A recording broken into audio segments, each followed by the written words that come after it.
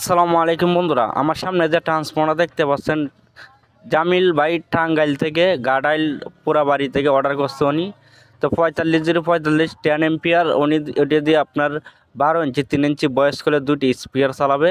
তো উনি অর্ডার করছিল, আর ভিডিওটা শ্যুট করছে যে প্রায় রাত্রে 3টা বাজে প্লাস 3টার প্লাস, যেহেতু আজকে সারা যে কাজ করা লাগছে, শুক্রবার সাউন্ডের প্রোগ্রাম ছিল। তো ট্রান্সফর্মার অর্ডার করলে আমাদেরকে সময় দিতে হবে, যেহেতু এই ট্রান্সফর্মারগুলো আমি নিজে তৈরি করি, ইউটিউবে সেল করি, সময় দিতে হবে আমাদেরকে। আর ট্রান্সফর্মারগুলো আমি নিজের মনের মতন করে সবগুলো ট্রান্সফর্মার আমি তৈরি করি।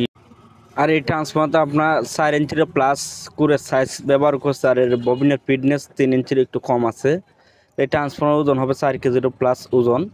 আর সম্পূর্ণ আমরা তো আমাদের এই ট্রান্সফর্মার তৈরি করছি, আর এখানে যে কুরগুলো ব্যবহার করছি এগুলো নিখুঁত ফিনিশিংয়ের কুরগুলাই ব্যবহার করি সবসময়। আমরা জাহাজে পুরাতন সিলিকন কুরগুলাই ব্যবহার করি।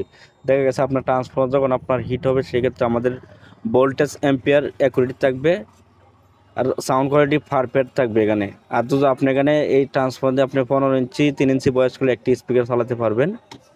আর এটা দিয়ে আপনি 10 ট্রানজিস্টর অথবা 8 ট্রানজিস্টর একটি অ্যাম্পলিফায়ার তৈরি করতে পারবেন। 45 045 10 এম্পিয়ার এর নিচ দিয়ে এক্সট্রা 12 ভোল্ট লাইন করা আছে।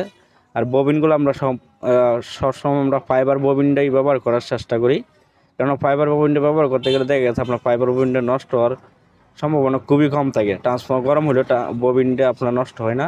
সেক্ষেত্রে দেখা গেছে প্লাস্টিকের ববিন ব্যবহার করলে এখানে আপনার ববিনটা গলে যায়।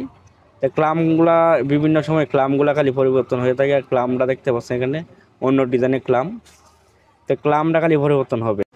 যেহেতু রাত্রে ভিডিওটা শ্যুট করছিলাম, তো এখানে আপনার ওজন দিয়ে দেখাতে পারলাম না, সরি।